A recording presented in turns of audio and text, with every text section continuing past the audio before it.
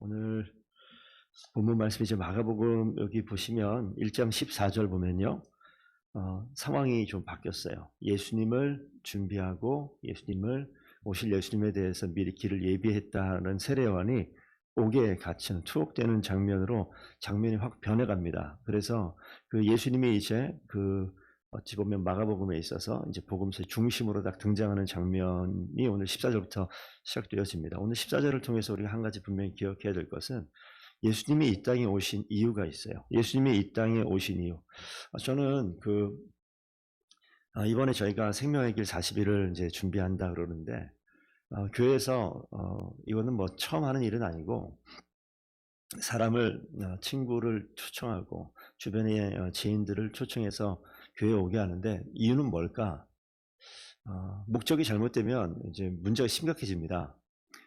저희가 이제 교회를 한 군데만 다닌 것들이 아니기 때문에 생각해 보면, 한창 교회의 숫자를 늘리기 위해서 정말 애를 쓴 적이 있어요.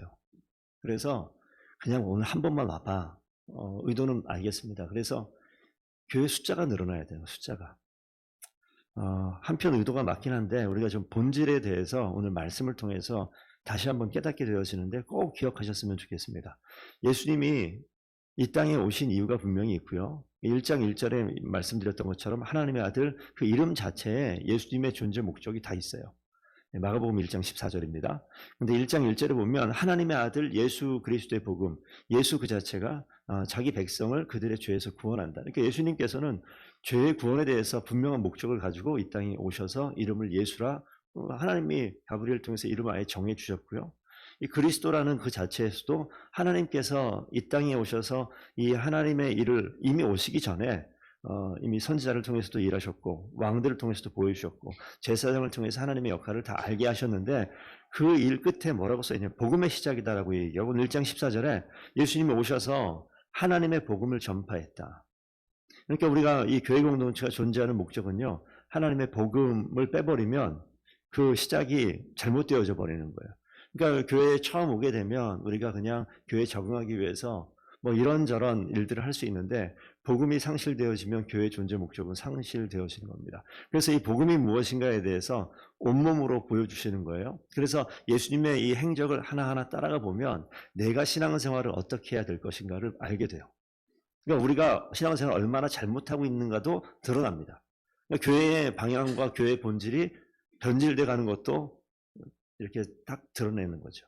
진단이 되어지는 거예요. 그래서 이 말씀을 꼭 기억하시고 내가 복음, 하나님께서 예수님께서 이 땅에 사람의 몸으로 오셔서 실제 보여주신 내용을 잘 기억했으면 좋겠습니다. 이 복음을 전파했다라고 이야기하면서 그 내용은 때가 찼다, 하나님의 나라가 가까이 왔으면 회개하고 복음을 믿으라. 그러니까 우리가 이 땅 가운데 하나님을 알지 못하는 사람들에게 그 길을 회개하라. 마치 그러면 널 죄인 취급하는 것 같아서 기분 나쁘게 여길지 모르겠지만 걷고 있는 것, 생각하는 것, 살아가는 방식들을 돌이키라는 게 회개하라는 거거든요. 지금 내가 사는 것, 일단은 우리가 주변을 관두고 나의 모습에 대해서 한번 살펴보셔야 될 것 같습니다. 내가 지금 하나님 나라의 백성으로 잘 살아가고 있는가? 그렇지 않다면 그 길로부터 돌이키라는 것입니다. 그래서 여기 보시면 예수님께서 오늘 한 두 가지 그림을 좀 보면 좋겠는데, 예수님이 복음을 전파한다, 회개하라, 그리고 하나님 나라 가까이 왔으니 복음을 믿으라라고 말씀하시면서 두 가지 장면이 나오는데, 첫 번째 16절부터 20절 말씀 보시면 예수님께서 갈릴리에서 보통 이제 이 일들 하시는데, 갈릴리 지나가면서 네 명의 이름이 나오죠. 첫 번째는 16절에 시몬과 그의 형제 안드레, 뒤로 가면 19절에 세베대의 아들 야고보와 그 형제 요한. 그래서 우리가 시몬, 베드로, 안드레, 야고보, 요한이라고 이야기하는 이 네 명이 여기 등장을 합니다. 여기 내용을 보시게 되면 예수님께서 이 자리는 사역의 자리에 사람을 부르시는 거예요. 근데 부르시는 장면을 보시면요, 네 사람을 일단 불렀다는 건 일단 빼놓고 이 자리에 내가 들어갈 수 있습니다. 그런데 보세요. 그 16절 두 번째 줄 보면 바다에 금을 던지는 것을 보십니다. 누가? 시몬과 그 형제 안드레가. 그리고 밑에 가면요, 야고보와 요한은 뭐 하냐면 배에서 그물을 깁는다. 이 그물질하는 어부인데 그물을 깁는 거예요. 그물에 찢기거나 손상된 부분을 이렇게 고치는 그런 장면입니다. 그물을 던지는 일이나 그물을 고치는 일이나 이거는 다 이들의 어부로서의 직업의 일상을 최선 다해서 살아가고 있는 그 자리예요. 이들이 예수님을 찾은 게 아니에요. 예수님께서 그 길을 걸어가다가 그들을 부르신 겁니다. 그러니까 우리가 우리의 삶을 살고 있을 때 예수님 오셔서 우리에게 부르시는 것이죠. 그래서 우리가 이 장면을 보시게 되면 주님께서 우리가 주님을 간절히 찾지 않아도 주님이 우리를 부르실 때가 있는 것이고, 중요한 것은 보시면요. 예수님께서 그 장면을 보고 17절과 20절에 나타나는데, 17절 보면 말씀하시죠. 나를 따라오라, 내가 너희로 사람을 낚는 어부가 되게 하리라. 이렇게 불렀고요. 20절 가시면 간단히 적혀 있어요. 곧 그를 부르시니. 이 불렀다는 그 내용은 17절 내용 똑같기 때문에 반복을 안 한 것 같아요. 나를 따라오라고 불렀습니다. 그런데 18절 한번 읽어볼까요? 18절. 곧 그물을 버려두고 따르니라. 그물을 버려두고 따랐죠. 20절 한번 가볼까요? 함께 읽습니다. 곧 부르시니 그 아버지 세베대를 품꾼들과 함께 배 버려두고 예수를 따라가니라. 자, 버리는 것이 세 가지가 나오는데, 첫 번째 그물을 버려두고요. 20절 아버지를 버리고요. 세 번째 품꾼들을 버립니다. 그물은 자신의 일터예요. 일할 수 있는, 먹고 살 수 있는 도구입니다. 근데 그물을 버려요. 또 하나는 뭘 버려요? 아버지를 버려요. 또 하나는 또 뭘 버립니까? 가까이 있는 일하는 품꾼들, 동료들, 직장 일터로 보게 되면 직장 동료들인데, 이게 뭡니까 이게? 생업의 자리에서 어쩌면 좀 더 확대되는 우리 인생에서 아주 중요한 가치예요. 아주 중요한 가치로 여기는 것들을 버려두고 예수님을 따라간다. 더 중요한 가치를 따라가는 거예요. 그러니까 일상을 다 포기하고 아주 극단적으로 나옵니다. 여기 이 장면 속에서는. 저는 이게 우리가 지금 제자들 12제자들은 진짜 오늘 마가복음뿐만 아니라 복음서를 보게 되면 그의 모든 일상을 다 접어두고 예수를 따라가는 일들로 완전히 바뀌어버리죠. 근데 나머지 예수님을 따르는 사람들은 모든 일을 다 접어두고 예수님을 따랐다는 내용은 나오지 않아요. 그러니까 어찌 보면 이거는 지금 제가 목사로 살고 있지 않습니까? 여기 제자들은 나중에 사도가 되어서 예수님 하신 일들을 감당하게 되어지는데, 요즘에는 목사를 직업이라고 얘기하지만 좀만 몇 년 전으로 10년, 20년 전만 가도 직업이라고 얘기하는 목사님 불쾌해하는 그런 때가 있었어요. 그러니까 이건 뭐냐면 하나님께서 우리에게 부르심의 이 사명 앞에 반응하는, 이런 소명 앞에 반응하는 일들이란 말이죠. 근데 이 하나님의 부르심 앞에 어떤 결단을 하는가라는 것을 보여주는 장면이에요. 그래서 저와 성도님들이 또 좀 더 확대하면 우리 교회가 하나님 부르심 앞에 어떤 결정을 해야 되는가. 우리 하나님 부르심 앞에 내가 중요하게 여기는 가치가 딱 나타나면요, 하나님을 버려두죠. 나를 버려두는 것이 아니라, 나의 중요한 가치를 내려놓는 것이 아니라 하나님을 버려두고 내 일상에 중요하게 여기는 가치를 따라가는 일들을 보게 되었습니다. 교회도 마찬가지예요. 우리 생명의 길을 하면서도 우리가 복음을 따라가는 것이 아니라 숫자를 따라가는 일들이 벌어질 수도 있어요. 사람만 많이 오면 된다. 아니, 사람 많이 오면 그 다음 단계로 가면 되는데 그 다음 단계는 안 가고 그냥 사람 많이 주저앉아 있는 그런 경우도 있을 수 있습니다. 그러니까 내 중요한, 하나님께서 지금 하나님의 일을 하시면서 첫 번째 사람을 불러요. 하나님의 일은요, 혼자 하시는 것이 아니라 사람을 통해 하시는 것을 또 이 말씀을 통해 봅니다. 그래서 우리가 사람이 필요하다, 헌신하는 사람이 필요하다, 교회 일꾼이 필요하다, 이런 거죠. 예수님께서 예수님의 사역을 하시기 전에 가시면서 제일 먼저 하신 일이 사람을 부르는 거예요. 그래서 저희 더본교회는 사람을 세우는 일이 아주 중요하다라고 얘기하는 것이 이런 근거에 있습니다. 이 12제자를 세우는 일은 아니겠지만 사람을 세우는 일, 주님의 부르심 앞에 내 마음의 중요한 가치로 여기는 것들을 멈춰 세우고 그걸 바꾸는 일이에요. 그래서 그 일들을 우리가 고민해 보시고 생각해 보셔야 됩니다. 그래서 오늘 예수님께서 사람을 부르고 제자를 부르고, 제자를 부르셨을 때 아주 인생의 중요한 가치라고 얘기하는 것을 버려두고 하나님께서 부르시는 부르심 앞에 순종한 것을 한 가지 보고요. 두 번째 21절부터 하나 보시면요, 이제 제자들과 함께 동행하는 장면이 나오는 것 같은데, 첫 장소로 가버나움 회당이 나타납니다. 가버나움 회당에서 하신 일은, 그 장면 21절을 보면 예수께서 안식일 회당에 들어가셨죠. 가르치셨다라고 이야기합니다. 오늘 회당에서 벌어지는 이 예수님의 가르침 가운데 저는 크게 이 반응을 좀 보는데요. 22절 보면 가르침 가운데 모든 사람이 놀라는 사람들이 있어요. 그리고 또 하나는 그 가르침에, 지금 식으로 얘기하면 설교하셨는데요, 설교 정말 대단하다, 놀란 사람이 있고요. 또 한 사람은 비교하는 사람들도 있어요. 야, 좀 다른데? 누구와? 이전에 다른 설교관들하고 좀 다른 것 같아. 이 권위 있는 이 모습이 정말 달라. 거기서 끝이에요. 거기서 끝이라고요. 이 지금 설교도 그럴 수 있습니다. 목사님, 오늘 설교 너무 좋았어요. 은혜 받았습니다. 거기서 끝이에요. 근데 이 말씀이 어떻게 되어지는가? 이 회당 안에 이 설교와도 같은 이 말씀을 들은 이 무리들이 있는가 하면 그 가운데 23절 보면 마침 회당 안에 더러운 귀신 들린 사람도 있었어요. 귀신 들린 사람이 있었는데 이 장면 가운데 보시면 놀라고 그 예수님의 설교를 평가하고 야 대단하다 인정하고 칭찬하고 이런 장면이 있는데 귀신 들린 자가 있는데 귀신 들린 자는 자기가 얘기하는 게 아니라 이 안에 있는 귀신이 이 24절 보면 스스로 드러나는 장면이 있습니다. 지금 보시면요. 24절 나사렛 예수여 우리가 당신과 무슨 상관이 있나이까 우리를 멸하러 왔나이까 귀신이 혼자 떠들어대는 거예요. 예수님 앞에서. 당신이 누구인 줄 아노니 하나님의 거룩한 자니이다. 이 뒤에 보면 사실 예수님께서 귀신을 쫓아내는 장면들이 있는데 이 장면이 좀 특이해요. 예수님이 아무것도 안 했습니다. 귀신 쫓아내겠다고 뭐 그런 것이 아니라 그냥 예수님이 등장했고 그 자리에 귀신 들린 자가 있었는데 귀신 들린 자가 그냥 스스로 이야기하는 거예요.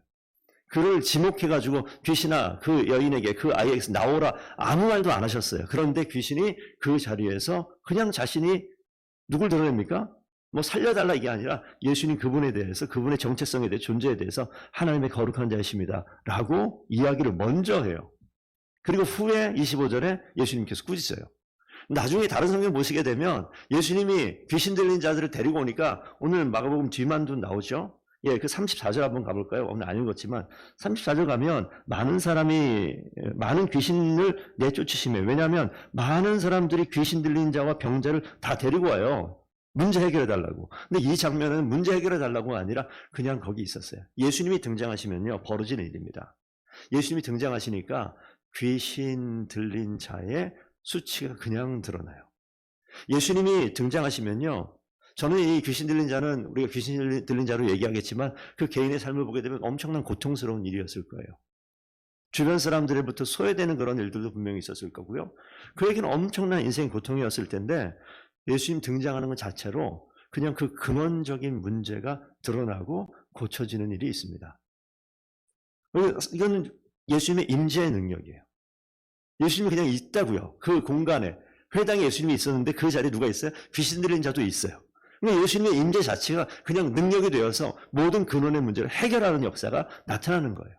어찌 보면 이 생명의 길이라고 우리가 말씀을 전하고 복음을 전할 수 있는 이 자리에 그냥 함께 있는 공간에 있는 것만으로 예수 그리스도 임재의 놀라운 능력이 더본교회 가운데 있게 되기를 축복드립니다. 그런 역사가 나타나기를 소망하는 거예요. 그래서 저희가 예수 그리스도가 내 안에 있는 하나님의 사람으로 우리가 우리 예수 그리스도를 드러낼 때 나와 함께 있는 공간에 있는 내 친구가 내 지인이 예수님의 임재 자체로 내가 뭐 교회를 나오라 어쩌라 하는 거 다 얘기 안 해도요. 내 가운데 일하시고 내 가운데 역사하시는 예수님을 드러내는 거. 이거 간증이지 않습니까? 내 삶 가운데 존재하는 예수님을 드러낼 때 그 예수님께서 내 이 삶의 주변의 영역 가운데 주님의 임재 놀라운 능력을 드러내서 그 마음에 내가 무슨 교회라고 얘기했냐고요.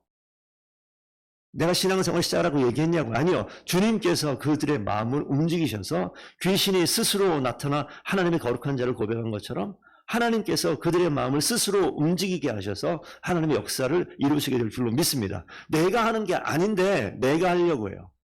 내가 하는 게 절대 아니라는 것을 오늘 이 말씀을 통해서 꼭 보셨으면 좋겠습니다. 그리고 하나님은요. 문제의 근원을 바꾸어 버리시는 분이신 줄로 믿습니다. 그래서 오늘 누가 쓰임을 받는가 보십시오. 가르치면 놀라는 자들이 쓰임 받는 것도 아니고요. 예수님의 설교를 평가한 사람 쓰임 받는 것도 아니고요.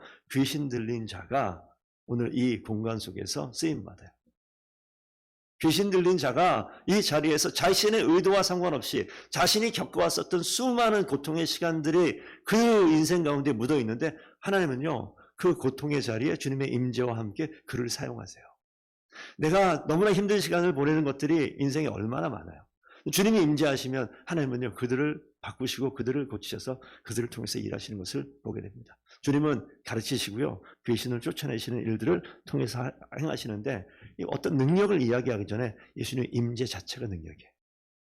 그래서 우리가 주님이 임재하신 것, 주님이 계신 것, 그러니까 우리 정한 자리, 정한 예배 참석하는 것은 주님의 임재를 계속해서 경험할 수 있는 복의 자리입니다. 그리고 우리가 하나님의 말씀이라고 하는 이 말씀을 가까이 하는 것, 주님께서 일하시는 놀라운, 내가 하지 않아도 하나님께서 행하시는 일들을 경험하는 놀라운 능력이 주님의 임재 가운데 있을 때 나타나는 능력인 줄로 믿습니다. 이제 예수님께서 이렇게 이 행하시는 예수님이 어떤 일 하시는지 계속 보도록 하겠습니다. 오늘은 여기까지 하고요. 이제 또 내일 말씀을 통해서 이 복음의 놀라운 능력으로 행하시는 주님이 어떤 역사를 이루시는지 차근차근 보며 이런 예수님의 놀라운 임재와 주님의 능력이 우리 성도들의 삶 가운데, 가정 가운데, 이 더본교회 가운데, 또 생명을 준비하는 이 모든 가정 가운데 나타나게 되기를 간절히 축복드립니다. 기도하겠습니다. 아버지 하나님 감사드립니다. 더본교회에 임재하셔서 주님의 능력을 나타내시길 기뻐하시는 하나님을 인하여 감사합니다.